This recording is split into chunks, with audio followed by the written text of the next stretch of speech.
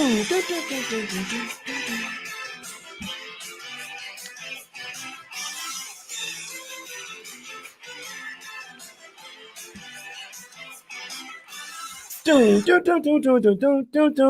up, everybody? Got to get the vibes going, the old school NBA vibes, man. Back when they were playing real NBA basketball. I'm your host, Jay Money. We got our guys, Marco D'Angelo, Marco in Vegas, and Bryan Leonard from us, man. Two great guys, two sharp cappers from Wager Talk. Marco, it's nice to have you on the show once again, my brother. How's everything going? It's going good, Jay. I tell you what, if you're looking for us to elevate and go to the hoop and for some slam dunks, you got the wrong two guests on today. We're not getting much elevation here. It's all good. It's all good. Hey, let's get some cash though. Bryan, what's up with you, my brother? Everything, your second time on the show as well. Glad to have you back. Is everything cool with you? Everything's good with me. For future reference, my Twitter handle is B Leonard Sports. So at B Leonard Sports. Yeah, everything's going good. Haven't gotten off to the start in the NBA playoffs I would like, but been right there, missing out on a couple points. It happens. It's sports betting.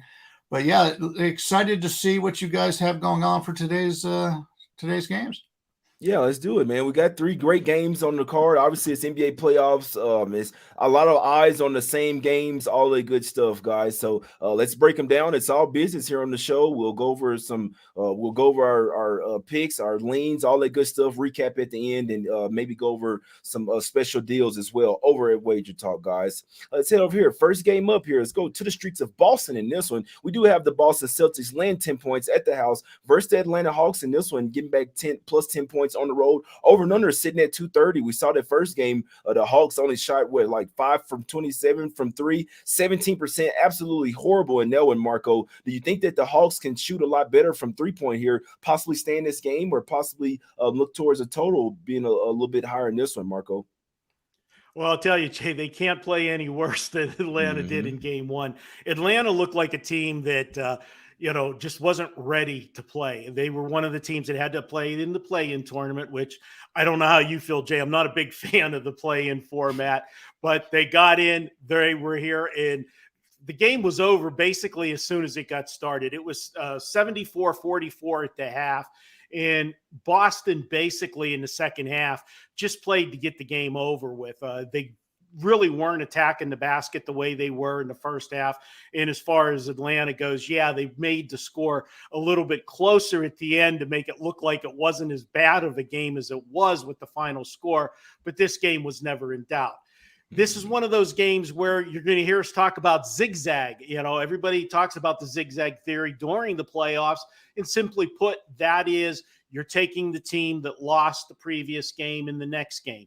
The principle behind it is, you know what, if you're the team that won, when you go back to the locker room and you draw up on the chalkboard, what are you changing? You won the game. The team that lost is the one that's in there getting all those X's and O's and trying to make adjustments, to fix what was wrong.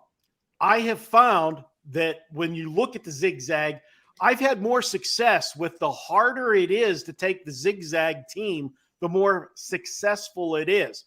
Case in point, last night, when we talked about it before we came on the show, Jay, it was very easy to grab Golden State. Everybody and their brother wanted Golden State last night. There's no way they were going to lose 2 games in a row to Sacramento. They were the experienced team. They were the team that's the defending champs. All of that experience against Sacramento. And what happened? Well, that line went from Sacramento 1 to Golden State minus 2.5. And you talk about a lot of line value.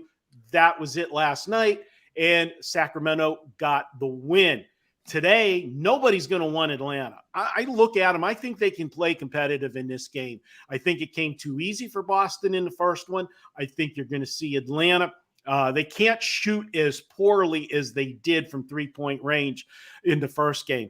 I lean to Atlanta plus the points, but what I really like in this game is the total. I think this one goes over the total. Atlanta's never going to win a defensive game.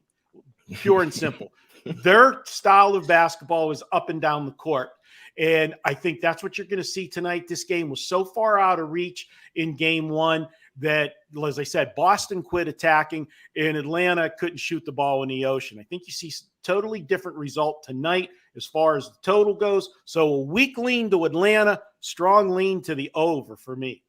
Yeah, I'm right there with you on that one, Marco. And you put those together, it kind of gives you the Hawks team total over as well. They got to 99 points with shooting horrible from three, only made 5 threes, obviously 3 more threes, and they go over their team total. And now when I expect this game to be a little bit faster as well, Brian. How are you looking at this Hawks versus Celtics spot? Do you think the Celtics take them to Smack City once again?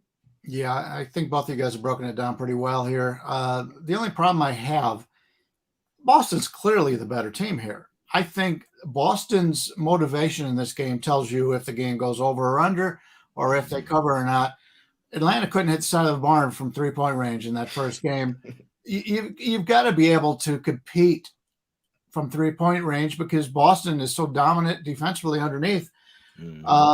So it all comes down to if they're able to hit these 3-pointers, they'll do better than they did before. I don't know if they can compete. It just don't seem to match up well with Boston. So I'm not going to go against Boston here because I think they're the better team. But I like the thoughts on your over. It's already moved about 3 points. Well, we may be getting the less of it. But still, that's the only way I would take a look at here. Atlanta's got to be able to run a little bit in order to play their game. But Boston's going to dictate the price, being at home, being the better team. Since Boston won by so much the first game, the ability for Boston to just come out and say, this is a game we got to have, I just don't see it. So not going to be interested in the side, but the total being over, I think, is the way to look. Yeah, and I don't play a lot of totals either, but I must say this is an overtight spot. We know the Celtics offense is, I mean, they have a top tier offense. If they're making their threes, I mean, they could win this game by double digits again. I do feel like the Hawks, I probably feel like they can match up a little bit better with the Celtics than most people. They do have a great starting five, and they have a great bench as well, in my opinion. When you're bringing Bogdanovich and Saddiq Bey off the bench, these are 2 NBA starters, in my opinion.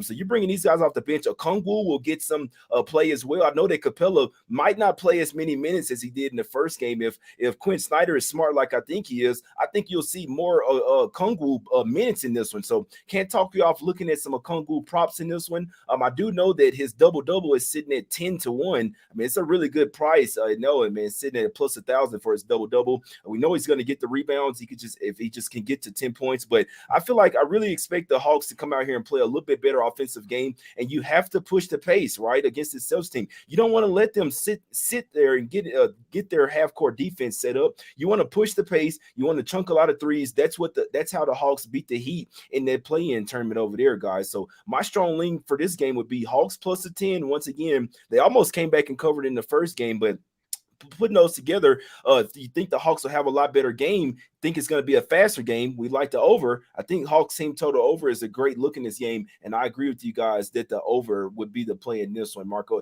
You don't probably play a lot of props, Marco. Was there any props or any players that you feel like might have a good game here? Yeah, that's not my strong suit, the props. I'll leave that to the specialists like you and Ski. You guys, you nail those. Yeah, and Andy as well, Brian. Any props or anything else on this game before we get to the next one? Yeah, that's the problem that Marco and I both have. We live in Las Vegas, and Las Vegas is like the 50s when it comes to sports betting on props. So if we can't bet it, it's hard for us to spend the time to handicap it. So, yeah, I do have a prop in the next one, but in this one, I've got nothing. Yeah, no, I'm right there with you. I would be looking at Okongwu. I think he gets a lot more minutes in this one, and also still can't talk you off Bogdanovich or Saddiq Bey threes. I think the Hawks can get to at least 10 3-pointers in this one. If so, I guess a prop would be the team total is kind of a prop as well, to be honest, which is somewhat a derivative, guys. So that would be my strongest lean on this game. I still lean Hawks plus a 10. I do think they can match up with the Celtics, and I'd lean their team total over and the full game over as well. I think we see a lot faster pace game in this one, guys. Let's head over here to the streets of Cleveland in this one, guys. We do have the Cleveland Cavaliers laying 5.5 points at the house versus the New York Knickerbockers in this one, getting back plus 5.5 on the road. Over and under sitting at 214 in this one, Marco. Do you think the zigzag theory will come to play in this one? This is one where the home team is down 0-1 and the favorite as well lost the first game outright. Do you think this is a bounce back spot for the Cleveland Cavaliers here tonight? Zigzags definitely comes into play here. Jay, I think we should let Bryan lead this one off because this is his hometown team. Please do. Let him have the stage, and then I'll do the rebuttal. What are we doing here, Bryan? Yeah, from Cleveland, been out in Vegas about 30 years, but this is a team I root for. I watch all the games. Yes, it's a classic spot for the zigzag. Cleveland off a loss at home is a favorite. Problem is, Cleveland really struggled offensively on the boards and keeping New York off the boards. I don't see that changing. As much as I'd like Cleveland and the two big guys they have, they're very thin. These are all very lanky guys defensively. They're very good, Allen and Mobley, but New York has gotten muscle under it. Their big guys have muscle, and you could just see the way that they were just backing them out, and it was very easy for them to get position in that game. That is my concern here. I know Cleveland's talked about it, and all the articles have been, we got to be able to rebound better, got to be able to do that better. It's just not a good matchup for Cleveland in that regard. New York's big men can shoot from the outside also, so that keeps them, Cleveland can't just stack it in defensively. That is my concern here. The spot screams Cleveland. After watching that game, I just don't know how they could stop New York on the boards. As for a prop, Mitchell's a guy who tried to take over that game. And he did very well in game one. Problem is, he knows now he's got to be the guy to take over it. So that's going to be the way they're going to come out in the beginning of the game. So anytime you get Mitchell on any of the props over, that's the way I would look in this one. For some reason, Garland, maybe he didn't even shoot the ball in the second half. That really is concerning. I mean, Garland's one of those guys. He's very concerned with his teammates, but he's got to be more a part of this offense. They're much better when he shoots the ball. I think we get a little bit of a Cleveland differential here from what we saw in the first game, which would point me towards the over, because I think that's the way Cleveland's got to play, because New York could dominate them in the half-court game. So Cleveland being the favorite at home, I think they dictate the pace, but I can't lay it with Cleveland. I was able to get 6 with New York for clients, so that's what I took. Hopefully Cleveland will play better in this one in that regard, and then we can look for them in the future. But they fall behind this 2-0, and they have to go on the road. This is going to be a tough one. So all the pressure's on Cleveland. Are they going to be able to do it? I'd rather sit back and watch it before I can put my money on the Cavaliers. Marco, I know that you're a horse better. I know that they have like trifectas and stuff in horse betting, but this is one where I need trifecta spot for the Cavs here. I think they come out here early and often. I think we're going to see some complacency on the side for the Knicks. They came in there and did the job. They stole one of the games. This is a Cleveland Cavaliers game, in my opinion. I think they come out here first quarter, first half, full game. Don't look back. I think they build a lead in this one and don't look back. Crowd will be behind them. All they have to do is hit a few shots, build a little bit of a lead early here, Marco. I think the Cavs come out here, cash the trifecta spot, first quarter, first half, and full game. I do think they win this one by double digits, Marco. Zigzag theory. What do you think here? Yeah, this is the classic zigzag. And when you get the home team that loses the first game, we all know, for all intents and purposes, if you lose both home games, the series is basically over. Okay. It's just a formality. So you're going to get an intense effort from Cleveland tonight. In game one, let's be honest. Bryan, when was the last time the Cavs were relevant since LeBron? I mean, this is a team that's in uncharted water, and they look to me like they were a team that came out. They were tight. They were, even though they were the favorite and playing at home, they just looked tentative on all their shots. Yes, they got out rebounded. You know how to change that? Don't shoot 43% from the field. You make more shots. You don't have to worry about going in there and getting those rebounds. That's one of the things. And if you look down the stretch, there was a total reversal for both the Knicks defensively and Cleveland offensively. I throw out the last game of the season because you never know who's playing. Generally, the game doesn't mean anything. But prior to the last game of the season, the Cavs had shot over 50% 4 of their last 5 games. The Knicks down the stretch defensively had allowed over 50% shooting 4 of their last 5 games. We saw a total reversal from both teams on Saturday. I think it reverts back to form. Cleveland gets the job done tonight. And one of the reasons why the zigzag theory works so well with the home team losing the first game is the mindset of the road team.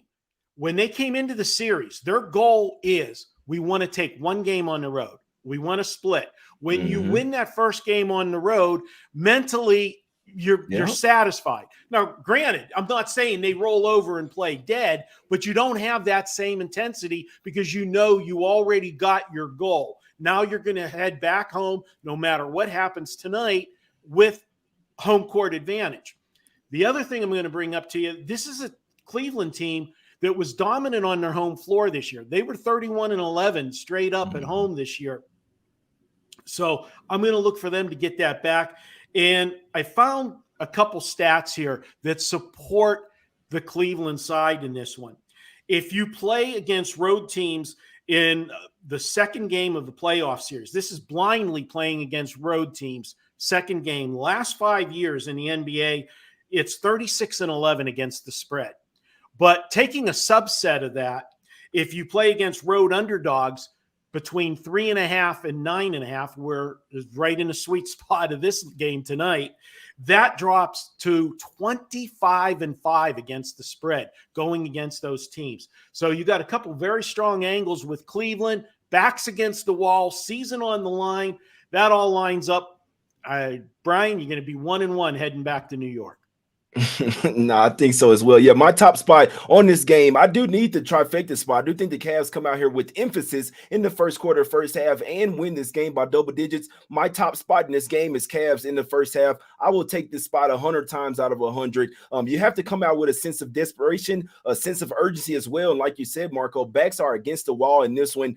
So you get one team probably playing a little complacent with another one playing with their heads on fire, flying around on defense in an absolute must-win game. Nothing is guaranteed. These spots won't hit 100%, but it is a spot that I will take every single time. Give me Cavs in the first half. I did a show last night, gave it out at -2.5. There are still threes out there as well, mostly 3.5s, but there are a few threes out there. I'll go official. Cavs first half -3 in this one. I do think they Cavs the trifecta spot and win this one game by double digits. Regardless, I mean, obviously, and the Knicks will not get 17 offensive rebounds in this one once again. I know Josh Hart is questionable. He probably plays in this one. I don't think he's going to miss it, but I don't really care. This is the Cavs in this one. I do expect their bench to play a lot better. LeVert won't have 3 or 4 points like he did the last time as well. Give me the Cavs first half in this one. Top play of the day. First half -3 in this one, guys. Last game up in this one, guys. Go over here to the streets of Phoenix in this one. We have the Suns laying 7.5 points at the house versus the LA Clippers in this one. Bryan, do you have a spot on this one? Do you think that the Suns can bounce back after getting down? I know they got down by like 17 points in the early versus the Clippers, and this one came all the way back and battled back. Do you think the Suns and KD Booker will have a lot better input in this game? Yeah, one final comment based on the last game. Marco was talking about the numbers at the end of the season, how these teams were playing. Both these teams were locked in where they were, so it's a totally different ball game when you're playing out this regular season going to the playoffs. So I just wanted to touch on that. Yeah, the Clippers got that victory, but I'm not sure they're the better team in that game. You would think that this would be the game that Phoenix would come out, and the line's telling you that people are betting on Phoenix. The Clippers got some word that one of their better players that they were waiting on coming back isn't going to play in the first series. That's got to hurt them a little bit. And Phoenix at home here, they've been very good at home. The only concern I have is we're betting on potential with Phoenix. Once that trade was made for KD, everybody said, oh, this is the team to beat. This is the team to beat. Well, he hasn't been healthy enough for them to really find out what we have here. And he's not going to admit it, but he hasn't done well in the playoffs. What is it, 11 straight games now where his team has lost in the playoffs? So I like Phoenix here. I just think the line is a little bit too high. I'm hoping the Clippers can get off to a good lead in the first period and I can come back live bet Phoenix, which Sacramento's been a good live bet in that series too. It's been really profitable. So that's what I'm looking at here. The line's too high for me to bet right now. But if the Clippers get off to a good start and I don't have to lay that bigger number with Phoenix, I'll be on Phoenix Live. What do you think, Marco? Do you think the Clippers can come out here well once again in the first quarter?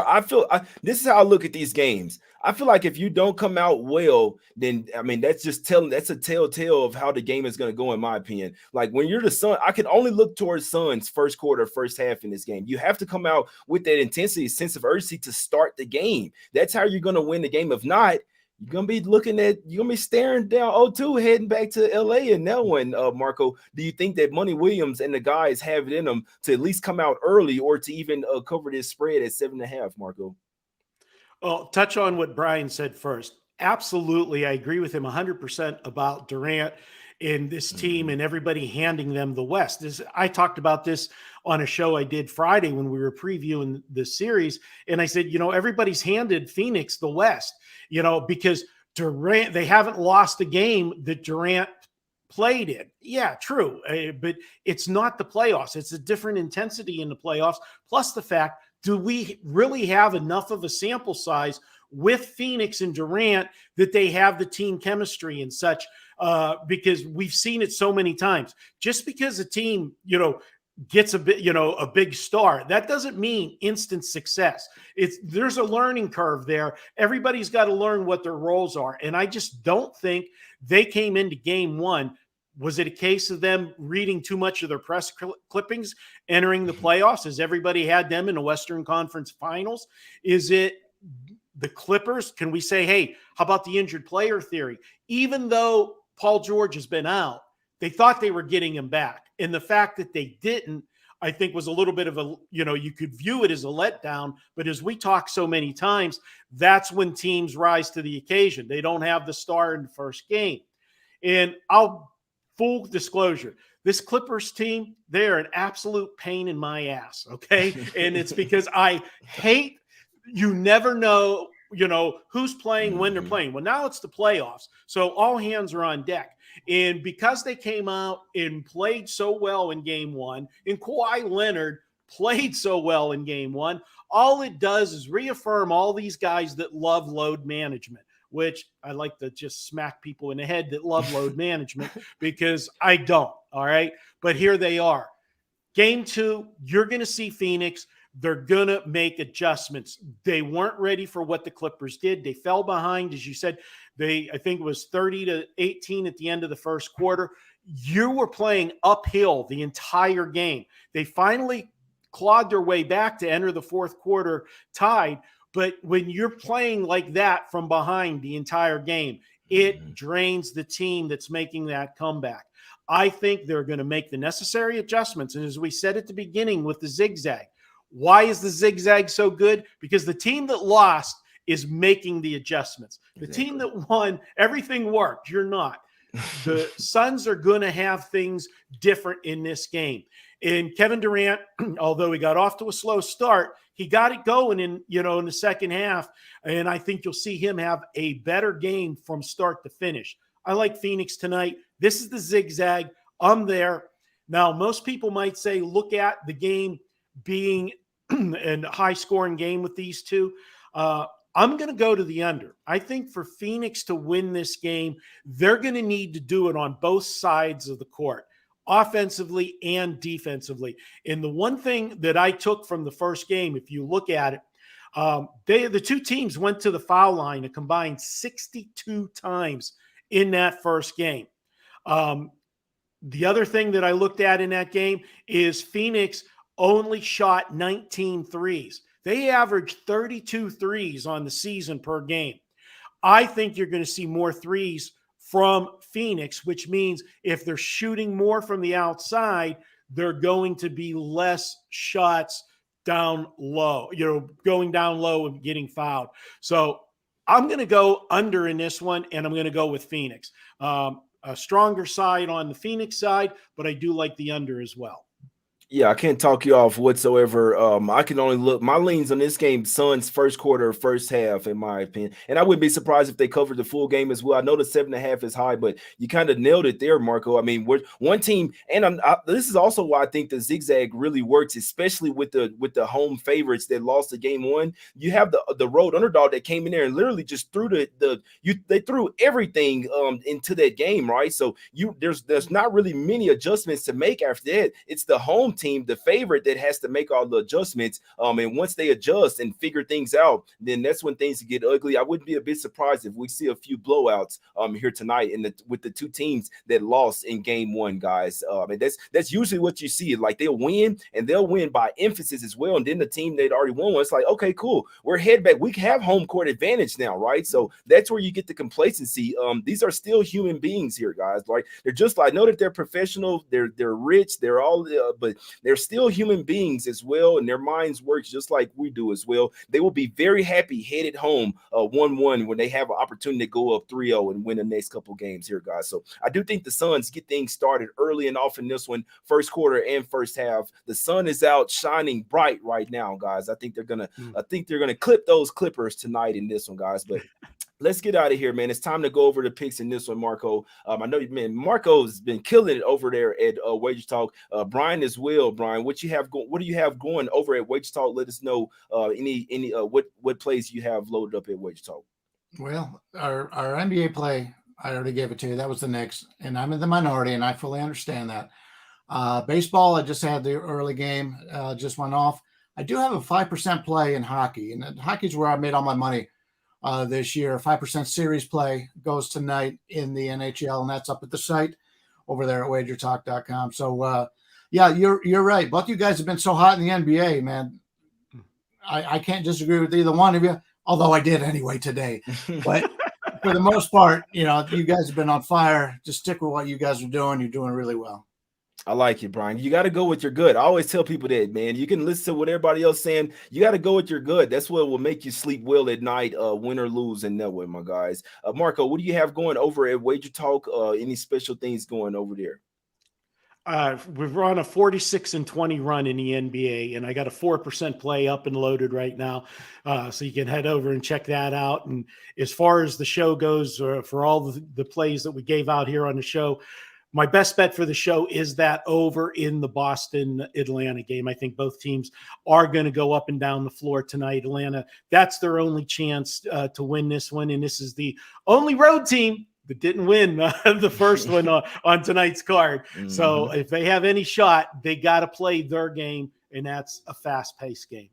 I like that. Obviously, NHL is going on, in Major League Baseball, NBA, all that good stuff, man. Go check us out over at wagertalk.com. You still can download the MLB guide as well. That'll help you out throughout the season as well. My best bet for today, give me Cavs in the first half in this one.